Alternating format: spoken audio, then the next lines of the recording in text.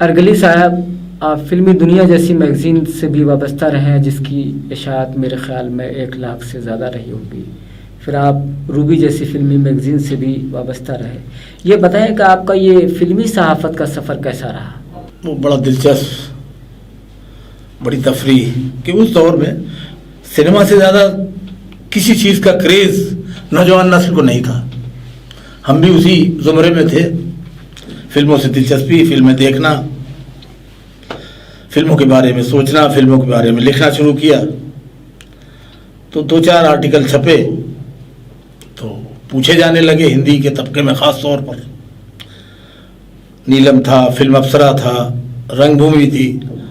فلمی دنیا میں نوکری مل گئی کیونکہ فلمی دنیا کے جو ایڈیٹر تھے ان کے والد لالا رتن لال جی نے مجھے دہلی میں پہلی بار چھپی ہوئی کتاب میری انہی کے دست مبارک سے تیار ہوئی تھی. دریب کلام میں ان کی دکان تھی.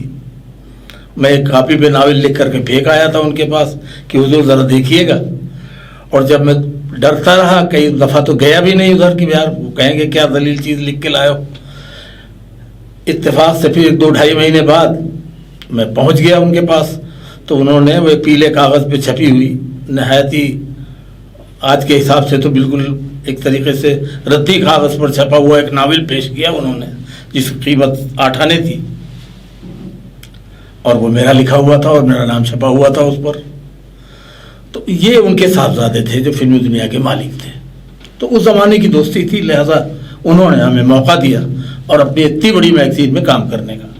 میں نے کہیں پڑھا تھا کہ شہنشاہ جذبات کا خطاب دلیپ کمار کو آپ ہی نے دیا، اور وہ خطاب آج تک اتنا مشہور ہوا کہ لوگ ان کو شہنشاہ جذبات ہی کہتے ہیں. اسی طرح آپ نے مینا کماری کے بارے میں کتاب لکھی تو ان کو ملکہ غم کا خطاب دیا. تو اس تعلق سے آپ کچھ کہنا چاہیں گے؟ ہوا یہ تھا کہ فلمی دنیا میں کام کرتے کرتے ہمارے نہایت ہی یعنی یہ سمجھ لیجئے کہ 56-57 کے ساتھی دوست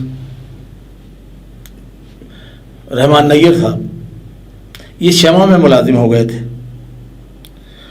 اور انہوں نے بڑی ترقی بھی کی. انہوں نے ایک دن کہا مجھ سے، تقریباً یہ 1965 کی بات ہے، کہ میں ایک رسالہ نکالنا چاہتا ہوں یار، کچھ نیا پن ہونا چاہیے، کچھ ایسا ہو جو شمع کا مقابلہ کرے. 1.5 سال تک میں غور کرتا رہا اور ٹالتا رہا ان کو. ایک دن وہ میرے گھر آئے میری عدم موجودگی میں اور ایک رومال میں بندھے ہوئے 7-8 ہزار روپے دے کر چلے گئے کہ جب وہ آئے تو اس سے کہہ دینا کہ یا تو نوکری چھوڑ دے یا ان پیسوں کو آگ لگا دے. بھائی کیا مرتا کیا نہ کرتا، رسالہ شروع کیا. رحمان نیر کی پہلوٹی کی بچی پیدا ہوئی تھی، اس کا ہم بڑے پیار سے روبی روبی کہہ کے کھلاتے تھے. اسی نام کا رسالہ رجسٹرڈ کروایا گیا، روبی فلم ڈائجسٹ. اس میں ترکیب یہ کی گئی کہ ہندی میں پکچر پوسٹ کے سائز کے کئی میگزین نکلتے تھے، لیکن اس میں فلم افسرا بہت خوبصورت تھا. تو اس کے جو نیگیٹو پازیٹو تھے ان سے معاملہ یہ کیا ہم نے، وارشنے جی ان کا نام تھا، ستیہ پال وارشنے، کہ بھائی 2 مہینے بعد آپ ہمیں اس کی سارے نیگیٹو اور پازیٹو دے دیا کیجیے. اس وقت 4 کلر پروسیسنگ بہت مہنگی تھی. شمع بھی بلیک اینڈ وائٹ میں چھپتا تھا اور اس کا ٹائٹل جو کلر ہوتا تھا وہ بلاک سے چھپتا تھا.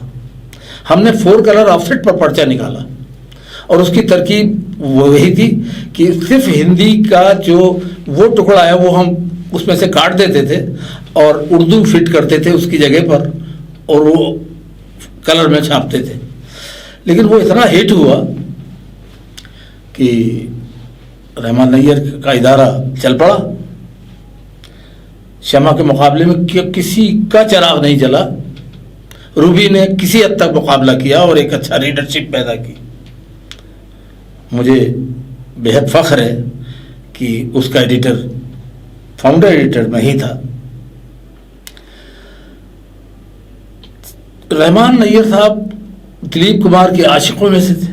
دلیپ کمار میں کی شخصیت ایسی تھی کہ ہر شخص ان کا عاشق تھا, رحمان صاحب بھی اور میں بھی. تو طے یہ پایا کہ صاحب دلیپ نمبر نکالیں گے. لہذا پہلا دلیپ نمبر جب نکلا تو ظاہر ہے کہ وہ بہت کامیاب ہوا. اس کے ایڈیشن چھاپنے پڑے, بعد میں 2 بار چھاپا. اس کا ہندی ایڈیشن بھی چھاپنا پڑا. اتنا پاپولر تھے دلیپ صاحب اس وقت. ظاہر ہے کہ دلیپ صاحب کی وجہ سے بکا, تو وہ بہرحال بہت کامیاب تھا. اسی خاص نمبر میں ان کی تصویر کے نیچے میں نے ذرا جلی حروف میں لکھا تھا شہنشاہ جذبات. بہت سے لوگوں کو یاد ہوگا یہ بات کہ اس سے پہلے یہ لفظ انہوں نے نہیں پڑھا تھا, لہذا قارئین نے بھی اس کو رسپانس دیا کہ صاحب وہ, اور اس طرح سے ان کے نام کے ساتھ عام طور سے ہمارے اخبار نویس اور دوسرے لوگ لکھنے لگے. پاپولر لٹریچر پہ آپ کا بڑا اچھا کام ہے. ظاہر ہے کہ آپ نے جاسوسی ناول بھی لکھے اور ہر طرح کے ناول لکھے, رومانی بھی لکھے. تو یہ بتائیں کہ یہ آپ کا پاپولر لٹریچر کے ضمن میں آپ کا نام کیوں نہیں لیا جاتا ہے؟ اردو کے حوالے سے لیا بھی نہیں جانا چاہیے, اس لیے کہ فیک ناموں سے لکھتے رہے. وہ ہماری مجبوری, ذریعہ معاش کچھ نہیں تھا. میں نے تو اسے کلرکی مانا, بلکہ میں تو یہ کہا کرتا تھا کہ میں جو کچھ لکھ رہا ہوں وہ اسے آپ میونسپل کارپوریشن کے کسی کلرک کا رجسٹر مانیے, کیونکہ وہ بھر جانے کے بعد ڈیڈ اسٹاک میں رکھ دیا جائے گا. میرے ناول اس ملک کے عوام کی خوش قسمتی یا بدقسمتی سے پڑے جا رہے ہیں, تو مجھے تو روٹی مل رہی ہے. میرے لیے ذریعہ معاش تھا. میں نے کبھی بھی اس نہج سے سوچا بھی نہیں, اور اگر مجھے موقع نہیں, یہ کسی طرح کا کوئی مقام نہیں دیا گیا تو اس میں مجھے کوئی شکایت بھی نہیں ہے. آپ نے مہارانی پدمنی کے عنوان سے ایک ناول بھی لکھا تھا. ظاہر ہے کہ اس زمانے میں وہ ناول بہت مشہور ہوا. اس طرح آپ نے میرے خیال سے 100 یا 150 کے قریب ناول لکھے ہوں گے.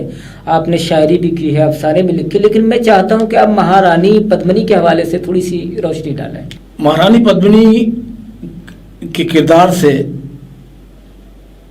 پدماوت سے کو پڑھنے کے بعد میری دلچسپی بڑھی, کیونکہ میں اس بھاشا کو سمجھ سکتا ہوں, کیونکہ میں اس علاقے سے آتا ہوں پوروی, اور پدماوت اس دور کی زبان ہے, اور ہمارے ابا بھی اسے بڑے شوق سے پڑھا کرتے تھے.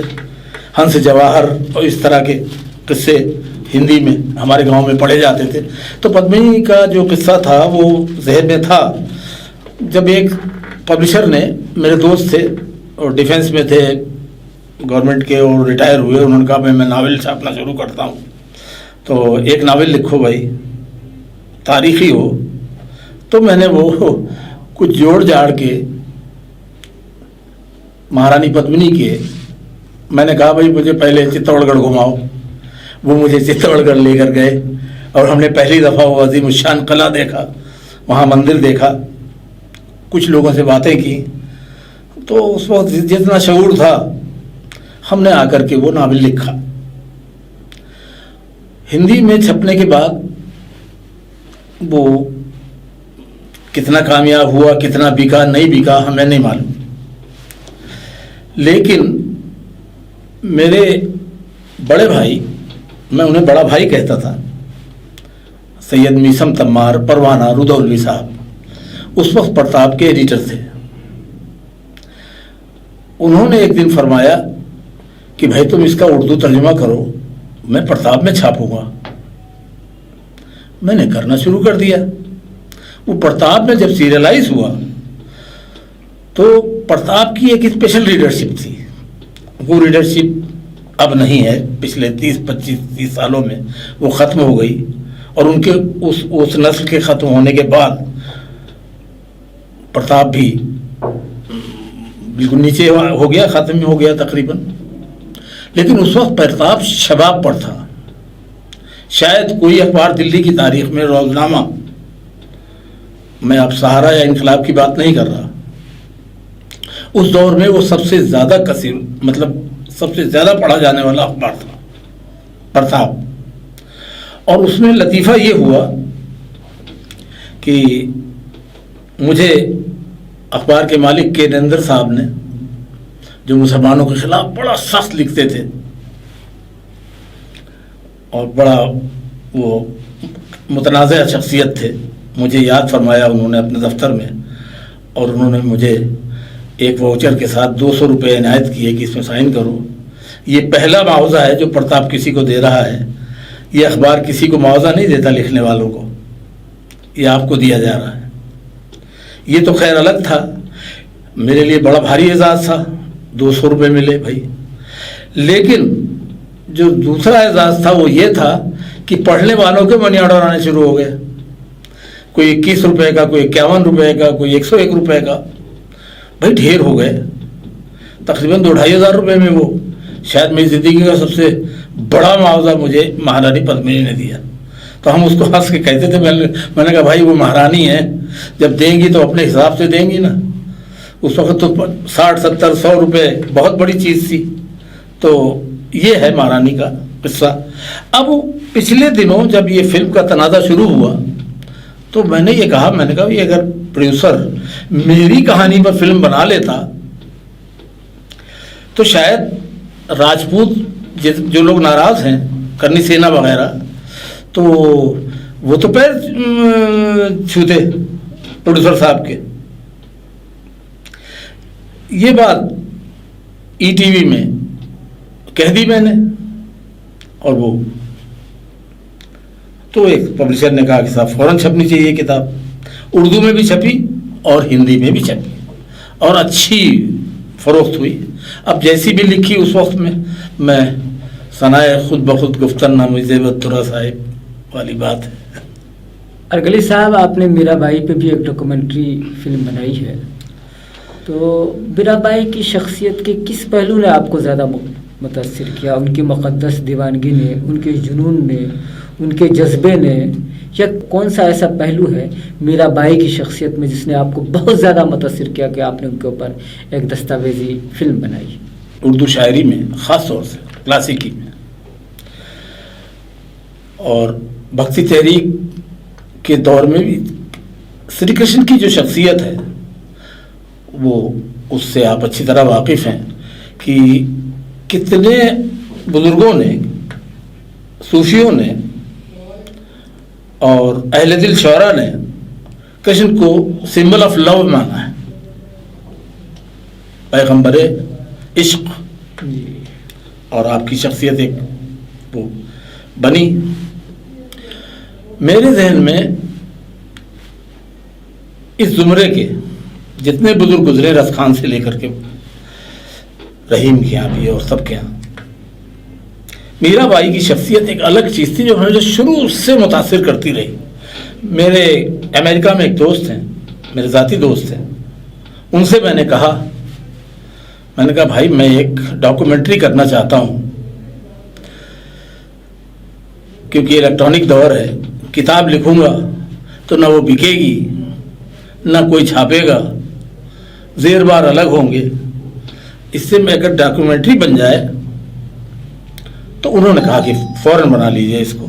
لہذا ان کی فرمائش پر 1 گھنٹے کی ڈاکومنٹری میں نے تیار کی ہے اور یہ تیار ہو کر ان کو سونپی جا چکی ہے. اب وہ اسے کس طرح سے، کس چینل پر، کس یوٹیوب ٹی وی پر یا کہاں پر اسے استعمال کریں گے، اس کا حق ان کو ہے. بہرحال میں نے بنائی ہے، میں نے ان کے بھجن باقاعدہ میوزک کرائے ہیں، نئے طریقے سے گوائے ہیں اس کا. اور یہ اردو کی پہلی ڈاکومنٹری ہوگی جسے ہم نے تیار کیا ہے. پورے راجستھان میں جہاں جہاں بھی ان کے آثار ہیں وہاں ہم نے شوٹنگ کی ہے اس کی، لوگوں سے باتیں کی ہیں، بھکتی سنگیت کے حوالے سے بھی اور بھکتی ساہتیہ کے حوالے سے بھی. بہرحال ایک کمپلیٹ کرنے کی کوشش اپنے حد المقدور وہ کی ہے. ارغلی صاحب، آپ کے کئی شعری مجموعے بھی منظر عام پر آ چکے ہیں اور آپ کی شاعری کے چاہنے والے بھی اچھے خاصے ہیں، تو ہمارے ناظرین کے لیے کچھ کلام عنایت فرمایا تو بڑی مہربانی ہوگی. دیکھیے، مجھے شعر یاد نہیں رہتے، 2-4 شعر میں فردن سنا دیتا ہوں کہ عرض کیا ہے، ہمارا ذکر انہیں ناگوار ہوتا ہے، ہمارا ذکر انہیں ناگوار ہوتا ہے، کسی بہانے مگر بار بار ہوتا ہے۔ ایک اور شعر سن لیں،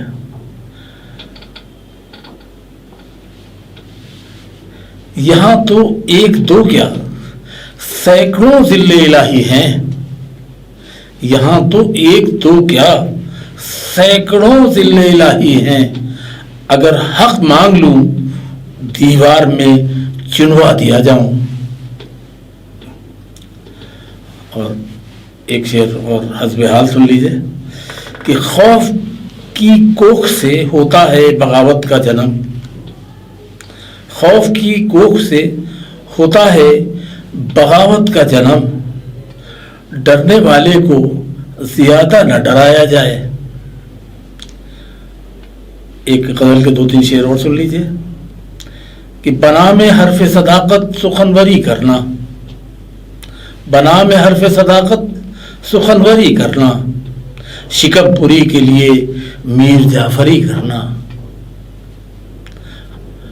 شکم پوری کے لیے میر جعفری کرنا، اور ہمارے عہد نے بخشا ہے ہم کو یہ منصب، ہمارے عہد نے بخشا ہے ہم کو یہ منصب، خود اپنے قتل میں قاتل کی رہبری کرنا۔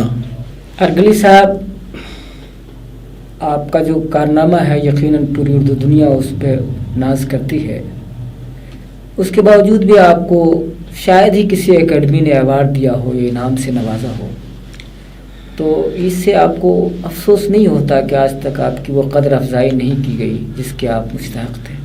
آج کے دور میں یہ جو دانشوری ہے، یہ تخلیق و تصنیف و تالیف و ترتیب و اشاعت کے شعبے سے جو اصحاب وابستہ ہیں، ان کے الگ الگ درجات ہیں۔ مجلسی دانشوری، سیمیناریت، ادبی مضامین اور وہ رسائل میں چھپنا،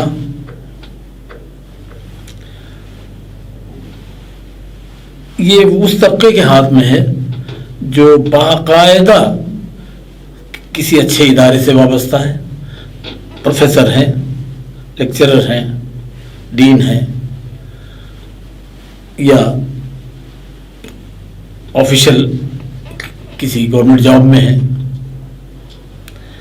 تو ان کا سلسلہ الگ ہے، تمام معاملات وہیں تک محدود ہو جاتے ہیں۔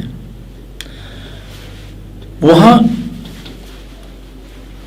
جتنے بھی زمرے ہیں اس میں ایک ایسی کھینچتان ہے، ایک ایسی مسابقت اور ایک ایسی دوڑ ہے میراتھن کہ جس میں ہر شخص کسی نہ کسی کو اس کی قدم زنی پر آمادہ ہے۔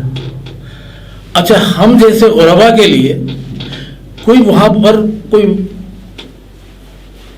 جگہ باقی نہیں رہتی، یا تو ہم شام کو ریستورانوں میں بیٹھ کر گفتگو کر لیں، سیمیناروں کے لیے مقالے لکھ لیں، وہ ہم کو کوئی بلائے گا نہیں اس لیے کہ ہم پروفیسر نہیں ہیں کسی کالج میں، یا ہم کسی بڑے ادارے سے وابستہ نہیں ہیں، ہم آپ کو بلائیں گے تو آپ ہمیں بلائیں گے۔ جب وہ اس سلسلے سے ہمارا تعلق نہیں ہے تو بھائی ہمیں کون دے گا اور ہمیں کون پوچھے گا؟ پھر بھی ہم پوچھے گئے۔ میں ایسا نہیں کہتا، ہے میرے قدردان، میری ایک کتاب چھپی، اردو ہے جن کا نام، اس پر اردو اکیڈمی نے اپنے طور پر فیصلہ لیا اور مجھے تخلیقی نثر کا ایک ایوارڈ ملا۔ وہی واحد ایوارڈ ہے جسے قابل ذکر کہنا چاہیے۔ ارگلی صاحب، مجھے لگتا ہے کہ آپ کو کروڑوں قارئین کی جو محبتیں ملی ہیں وہی آپ کے لیے سب سے بڑا ایوارڈ، سب سے بڑا انعام ہے۔ ابھی میں کہیں پڑھ رہا تھا کہ فرانسیسی ادیب सार्त्रे को जब नोबेल प्राइज़ दिया जाने लगा, का ऐलान हुआ, तो सार्त्रे किसी रेस्टोरेंट में आलू खा रहा था। तो उसको जब खबर मिली तो उसने कहा कि मेरे लिए उस अवार्ड से ज़्यादा अहमियत उस आलू की है जो मैं अभी खा रहा हूँ। तो जाहिर है कि आपकी नज़र में भी अवार्ड की कोई अहमियत नहीं होगी। क़ारीन की मोहब्बतें और उनकी मेहरबानियाँ, उनके जुमले आपके लिए सब अवार्ड की हैसियत रखते हैं। और यकीनी तौर पर आपके क़ारीन का एक बड़ा हल्का है, पूरी दुनिया में फैला हुआ है, और ज़ाहिर है कि आपका काम मुख्तलिफ महाज पे है, तो हर सतह के लोग, हर तबके के लोग आपके चाहने वालों में शामिल हैं। आपका हॉट केक स्टूडियो में बहुत ही शुक्रिया अदा करता हूं कि आपने अपना इतना कीमती वक्त दिया। ज़ाहिर है कि आप बहुत बेहद मसरूफ़ आदमी हैं, उसके बावजूद भी आपने हमारे लिए वक्त निकाला, इसलिए हम आपके बेहद ममनून और मशकूर हैं। मैं आखिर में ये कहना चाहूँगा कि क्या आप हमारे नाजरीन के लिए कोई ख़ास पैगाम देना चाहेंगे? देखिए, आजकल आम तौर से सोचा जाने लगा है कि उर्दू रूबज़वाल है, इसमें कोई शक नहीं। जिस तरह से इस ज़बान के साथ नाइंसाफ़ियाँ हुई हैं और जैसे नामुसाइद हालात में इसने अपना वजूद कायम रखा है, ये सब कुछ सही भी है, लेकिन ये सिर्फ ज़बान नहीं है, ये सिर्फ नौकरी हासिल करने का या पैसे कमाने का ज़रिया नहीं है। ये एक तहजीब है, नशिस्त व बर्खास्त का तरीक़ा है, ये फ़िक्र करने का एक ज़रिया है, और आदमी को अपनी नज़र में बाइज़्ज़त बनाने का अगर कोई फरीज़ा अंजाम दे सकता है तो वो सिर्फ उर्दू ज़बान है। इसलिए ये कभी नहीं मरेगी, ये ज़िंदा रहेगी हमेशा हमेशा।